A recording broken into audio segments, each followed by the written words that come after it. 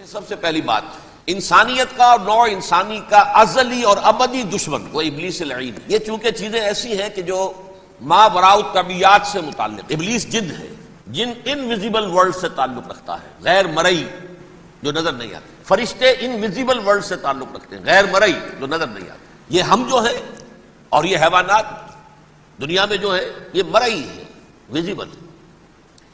آج کا عام ذہن جو انسان کا بن چکا ہے، سائنٹزم جسے کہا جاتا ہے، سائنسی نقطہ نظر، اس کا عام لوگوں پر بھی اثر یہ ہوا ہے کہ جو انویزیبل ورلڈ ہے اس کی باتوں کی طرف توجہ نہیں کرتے۔ ہاں عقیدہ تو ہے کہ ہے، جن بھی ہے، فرشتے بھی ہیں، لیکن کوئی ان کی اہمیت ہماری نگاہوں میں نہیں۔ ساری نگاہیں مرکوز ہے visible world, physical world. Meta physics کا تو مضمون بھی اب سمجھ رہے ہیں کہ ختم کر دینا چاہیے، یونیورسٹیز سے فلسفے کے ڈپارٹمنٹس ختم ہو رہے ہیں، کیا ضرورت ہے اس کی؟ اصل شے یہ دنیا ہے، یہ عالم ہے، یہ کائنات ہے، یہ مادہ ہے، یہ حیات انسانی، حیات دنیاوی ہے۔ اس پر میرا جو مارکت الارا مضمون تھا 1967 کے جون میں جو چھپا تھا، اسلام کی نشرت ثانیہ کرنے کا اصل کام، کہ جو عہد حاضر کی جو تہذیب ہے اس کے 3 بنیادی اصول کیا ہیں؟ خدا ہے یا نہیں ہے چھوڑو، اس بحث پہ نہ پڑھو، کائنات تو ہے نا، مادہ تو ہے نا، روح کوئی شے ہے یا نہیں ہے کیا پتا، کسی نے دیکھی نہیں آج تک، لہذا اس کے بارے میں گفتگو کا فائدہ کیا، وقت کا سیاح۔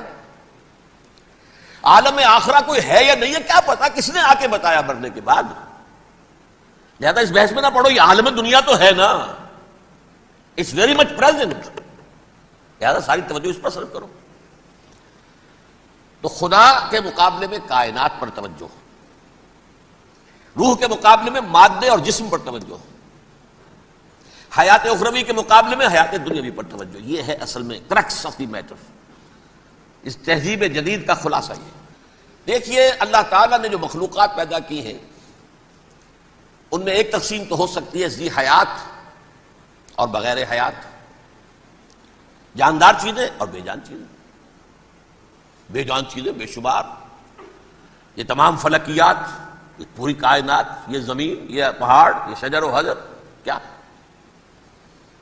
لیکن ایک ہے جاندار۔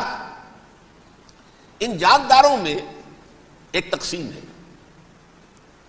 2 کا تعلق غیر مرئی دنیا سے ہے، انویزیبل ورلڈ سے۔ فرشتے جو دکھائی نہیں دیتے، ان کی پیدائش ہوئی ہے نور سے۔ دوسرے جنات جو انسانوں سے پہلے پیدا کیے گئے، آدم سے پہلے، وَالْجَانَّ خَلَقْنَاهُ مِن قَبْلُ مِن نَارِ السَّمُومِ، جنات کو تو ہم بہت پہلے پیدا کر چکے تھے آگ کی لو سے، وہ بھی نظر نہیں آتے۔ تیسرے انسان اور اس دنیا میں جتنے بھی حیوانات ہیں، ان کا جو مادہ ہے وہ ارض، یہ زمین ہے، یہ مٹی سے بنے، تراب سے بنے، کرسٹ آف دی ارتھ سے بنے۔ اب ان میں ایک تقسیم ہے، ایک وہ ہے، ان تمام میں شعور تو ہے، حیوانات میں بھی شعور ہے، خود شعوری جسے کہتے ہیں سیلف کانشسنس، یہ صرف 3 میں ہے، فرشتہ، جن اور انسان۔ حیوانات میں خود شعوری نہیں ہے، کانشسنس ہے، سیلف کانشسنس نہیں ہے۔ تھوڑی سی بات سے سمجھا دوں آپ کو، میں دیکھ رہا ہوں، آپ مجھے دیکھ رہے ہیں، کتا بھی کوئی یہاں ہوتا تو مجھے دیکھ رہا ہوتا، لیکن کتے کو مجھے دیکھتے ہوئے یہ احساس نہیں ہوتا کہ میں دیکھ رہا ہوں، یعنی کتے کو یہ احساس نہیں ہوتا کہ وہ دیکھ رہا ہے، مجھے دیکھ تو رہا ہے، اس کو میں کا احساس نہیں ہے کچھ۔ میں جب دیکھ رہا ہوں تو میں سمجھتا ہوں میں دیکھ رہا ہوں، میں ہوں کوئی شے جو دیکھ رہا ہوں، یہ خود شعوری ہے، سیلف کانشسنس۔ کسی بھی کام کو کرتے ہوئے اپنے وجود کا احساس، میرا فیصلہ ہے، میری رائے ہے، یہ ہے در حقیقت سیلف کانشسنس، انا، سیلف، خودی۔ یہ حیوانات میں نہیں ہے، یہ ہے صرف ملائکہ، جنات اور انسان۔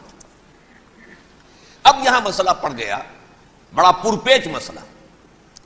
اللہ تعالیٰ نے پہلے انسانی ارواح کو پیدا کیا نور سے، پھر ناگ سے پیدا کیا، نار سے، آگ سے جنات کو، پھر مٹی سے بنایا، آدم کا حی اللہ، اس میں روح پھونک دی، اب آدم بن گئے۔ اعلان یہ کر دیا کہ خلافت ارضی جو ہے وہ آدم کو عطا کی جا رہی ہے۔ یہ پیچ پڑ گیا، اس پر تھوڑا سا اشکال تو فرشتوں کو بھی ہوا، قرآن میں ہے، سورہ بقرہ کے 4 رکوع میں، اتجعل فیہا من یفسد فیہا ویسفک الدماء ونحن نسبح بحمدک ونقدس لک.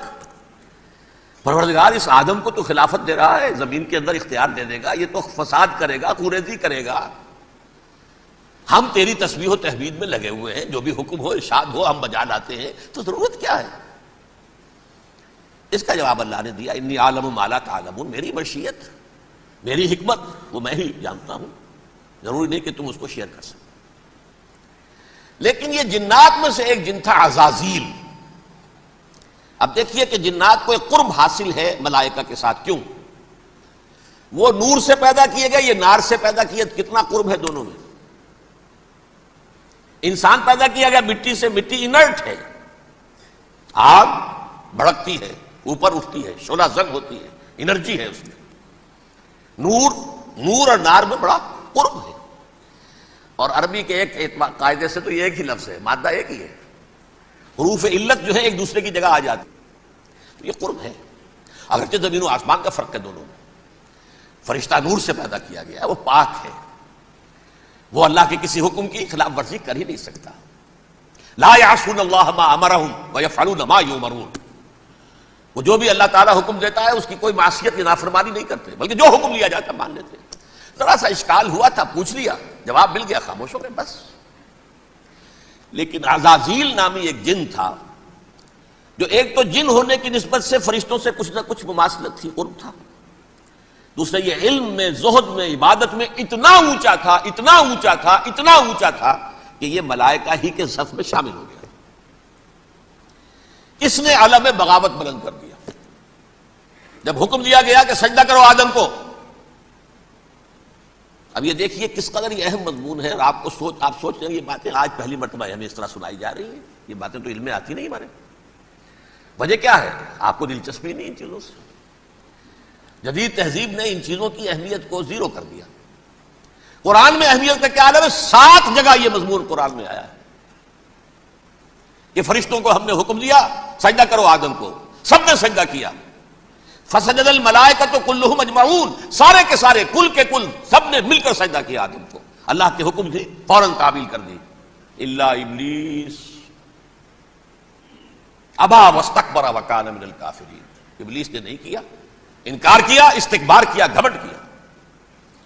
اور اس کو سورہ کہف میں بیان کر دیا گیا. یہ اس لیے کہ وہ اصل میں جنات میں سے تھا، اگرچہ شامل تو تھا فرشتوں میں اس وقت. کان من الجن ففسق عن امر ربہ، وہ اصل میں جنات میں سے تھا، اس وجہ سے وہ اپنے رب کے اس فیصلے کے خلاف کھڑا ہو گیا. سرکشی تھی اس میں. یہ معاملہ اتنا اہم ہے، اب آپ سمجھیے کہ 7 مرتبہ سورہ بقرہ، سورہ اعراف، سورہ حجر، سورہ بنی اسرائیل، سورہ کہف، سورہ طٰہٰ، سورہ صاد، 6 مکی صورتوں میں ذکر ہے یہ، اور ایک مدنی صورت سورہ بقرہ. ان میں سے اکثر مقامات پر پھر جب اللہ نے کہا کہ اچھا تم نے یہ سرکشی کی ہے اور ہمارے حکم کی خلاف ورزی کی ہے تو یہاں سے نکل جاؤ، دفع ہو جاؤ، تم مردود ہو، مردود ملعون. ان علیک لعنتی الی یوم الدین، اب تجھ پر لعنت رہے گی میری قیامت کے دن. اس نے کہا اچھا پروردگار پھر مجھے ذرا مہلت دے دے، رب فانظرنی الی یوم یبعثون، قیامت تک میری زندگی طویل کر دے. فذهب فإنك من المنظرین، کہہ دیا اچھا جاؤ، تمہاری یہ درخواست بھی ہم نے قبول کی. انہوں نے کہا پروردگار اب میں اس آدم کو بھی گمراہ کر کے چھوڑوں گا اور آدم کی نسل کو تباہ کر کے چھوڑوں گا. انتہائی شدید چیلنج کے انداز میں یہ قرآن مجید میں 4-5 مرتبہ مضمون آیا ہے. میں نے صرف 2 جگہ سے آپ کو اس وقت کوٹ کر کے سنایا تھا. سورہ اعراف میں اللہ تعالیٰ فرماتے ہیں قالا، اس پر ابلیس نے کہا فبما اغویتنی، تو اے رب جو تو نے مجھے گمراہ کیا ہے، مجھے ذلیل کر دیا، مجھ پر فوقیت دے دی، اس کو انا خیر منہ، میں اس سے بہتر ہوں. خلقتنی من نار وخلقتہ من طین، بنایا تو نے مجھے آگ سے اور اس کو بنایا مٹی سے. پھر مجھ سے مطالبہ کہ میں سجدہ کروں، اور میں نے سجدہ نہیں کیا تو اب تو نے مجھے ملعون قرار دے دیا. قال فبما اغویتنی لاقعدن لهم صراطک المستقیم، اب میں یہ نسل آدم کے لیے، اس کو برباد کرنے کے لیے تیری سیدھی راہ کے اوپر گھات میں بیٹھوں گا، سیدھے راستے پر چلنے نہیں دوں گا. ثم لآتینہم من بین ایدیہم، پھر میں ان پر حملہ آور ہوں گا ان کے سامنے سے بھی ومن خلفہم ان کے پیچھے سے بھی، وعن ایمانہم ان کے داہنی جانب سے بھی، وعن شمائلہم ان کے بائیں جانب سے بھی، ولا تجد اکثرہم شاکرین، اور تو دیکھے گا کہ ان کی اکثریت تیری شکر گزار بندوں پر مشتمل نہیں ہوگی۔ یہ چیلنج تھا،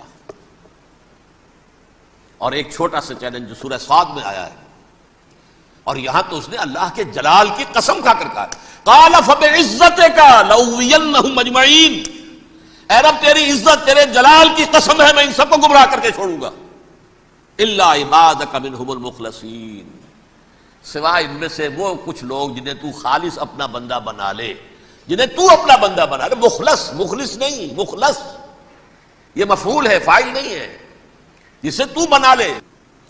بعض لوگوں کو اللہ چن لیتا ہے، ہو اجتباکم، تمہیں چن لیا ہے، استفاء اجتباء، بس وہ بچیں گے جن کو تو اپنی خاص امان میں لے لے گا، باقی میں سب کو گمراہ کر کے چھوڑوں گا۔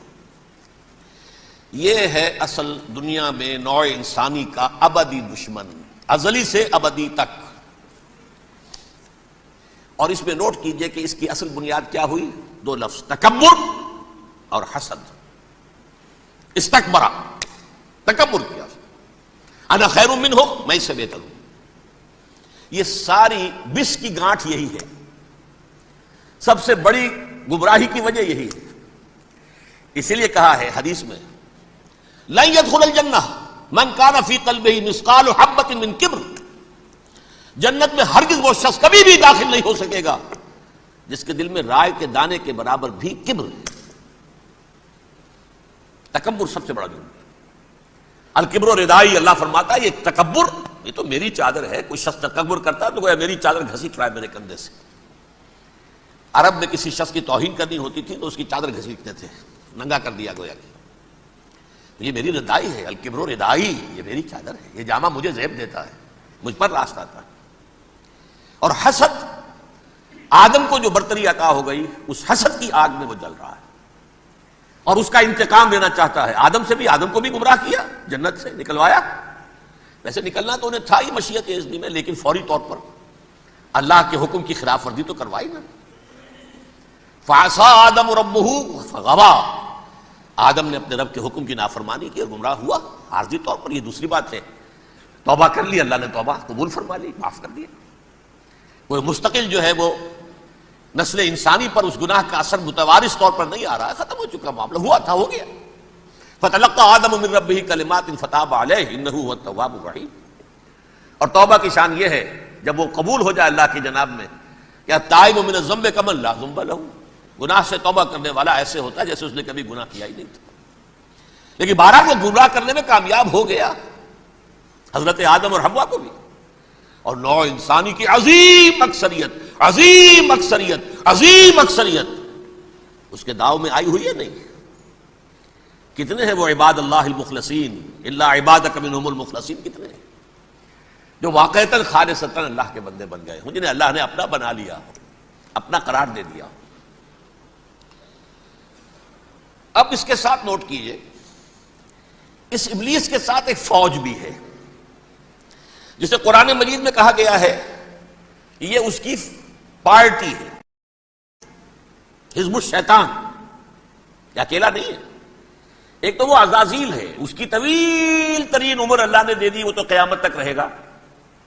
باقی بھی جنات جو ہیں ان کی نسل میں سے، یا اس کی نوع میں سے، اس کی نسل میں سے، جنات کی عمریں انسانوں کی عمروں سے زیادہ ہیں، بہت زیادہ ہیں، لیکن پھر بھی اتنی نہیں ہے۔ یہ خاص ہے اس کا معاملہ کہ اس نے کہا تھا رب انظرنی الی یوم یبعثون، مجھے دے دے مہلت اس وقت تک تاکہ میں ثابت کر کے دکھا دوں کہ جسے تو نے یہ خلافت دیا یہ اس کا اہل نہیں ہے۔ Let me prove this point ولا تجد اکثرہم شاکرین، تو ان کی اکثریت کو شکر گزار نہیں پائے گا۔ وہ ابلیس جو ہے وہ ریکروٹ کرتا ہے اپنے فوجی، اول تو خود جنات میں سے جو اس کے نمبر 1 لشکری ہے۔ قرآن مجید میں اس کا اشارہ دیا گیا ہے، انہو یراکم ہوا وقبیلہ من حیث لا ترونہم۔ دیکھو لوگو، اے انسانوں، وہ ابلیس لعین عزازیل اور جو اس کی قبیلے کے لوگ ہیں، جنات ہیں، وہ تمہیں وہاں سے دیکھتے ہیں اور تاکتے ہیں اور حملہ کرتے ہیں جہاں سے تم انہیں نہیں دیکھتے۔ وہ غیر مرئی ہیں، انویزیبل ہیں، تمہیں نظر نہیں آتے۔ ویزیبل دشمن کا وار تو روک لو گے، انویزیبل کا کیسے روکو گے؟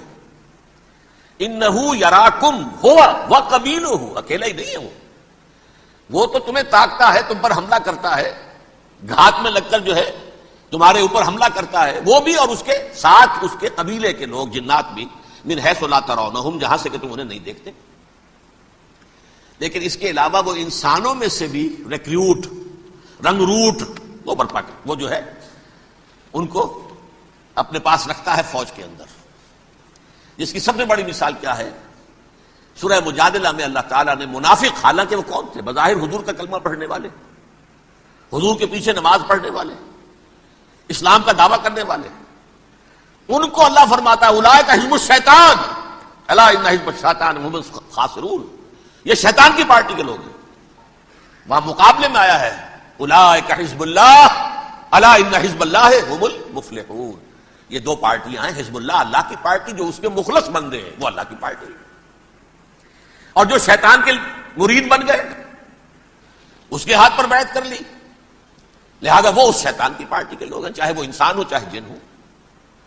تو انسانوں میں سے بھی اس کے حزب میں، اس کی پارٹی میں اس کے ایجنٹ ہیں اور بہت ہیں، بلکہ بہت سے تو ایسے ہیں کہ جو جنات کے بھی کان کتر دیں، ان کو بھی شیطنت سکھا دیں، پڑھا دیں۔